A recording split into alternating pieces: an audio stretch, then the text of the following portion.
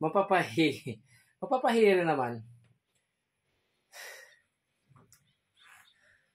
Ito yung buhay ko, guys. Isang micro-entrepreneur. Ayan. Kayod-kayod para sa future. Ayan. So, ito yung isa sa hindi nakikita, no? Yung ibang yung mga ibang followers natin na akala lang nila ay napakadali lang magtayo ng sarili nilang kumpanya, sarili nilang maliit na negosyo. Ito yun, guys, oh. 100 sako, 100 bags ng peanuts, white skinless peanuts.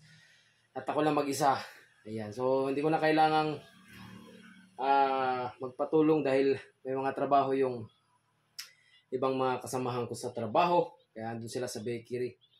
At ako naman ay nagbibiyahe mag-isa para lang dito sa preparation natin ng mga peanuts. Supply natin. Sariling supply ng skinless peanut. 100. At pahinga muna ako, guys. Dahil para makapag-relax. Sarap din ng pawis eh. Kasi kaysa naman mag-gym, magbabayad, dito na lang. May pambayad na rin naman ako. Pero at least makakasave din naman ako. At saka, lagi kong iniisip eh, yung kailangan mo rin magpapawis. O, di ba? Solve na solve. Talagang papawisan ka dito. 100 sako to. At hindi pala sako, bags, tag 25 kilogram yung isang laman ng karton. At ito yung machine, guys. Ayan yung machine na yan. Ayan yung magpapabago sa buhay natin ng Friends Baker. At papasok siya doon sa isang brand na Friends. At yung Friends ay registered na rin yan. Malapit na. Mga 1 week na lang inaantay ko. Inaantay ko na lang yung certificate. Sana ma-approve yung ating application sa IPO. Sana ma-approve. Kasi approve naman ng first reading, second reading and final ay malapit na.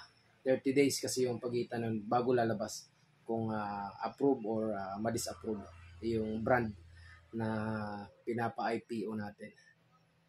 Sarap ng pawis, guys. Kanina pa ako pinawisan. Nakadalawang palit na ako ng damit. Ang hangang pawis ko nata ito yung sinasabing acidic. Ito ata yung acidic. Pag sobrang napakaanghang ng pawis. So, maanghang ba talaga yung pawis na yun? Whew! Sarap ng pawis. Kaya kayo kung nagbabala kayo magtayo na sarili nyong business, guys, ganito yung gawin nyo. Kaya hindi naman kailangan yung gayahin, guys, yung ginagawa ko araw-araw. Kasi pwede naman kayong magbayad ng mga tauhan para magbuhat na ito. 100 to eh. Andun na sa loob yung 90 bags. Kunti na lang. 10 na lang. At excited na ako dito sa machine na to, guys. Isa to sa dumating, isa sa 10 machine na in-order natin. At andito na siya. Nadala ko na. So, sana next month, maumpisahan ko na to. Magawa ko na to yung bagong machine natin. Makapag-run na ito. At makapagbigay ng maximum na quality yung ibibigay ng Friends peanut butter.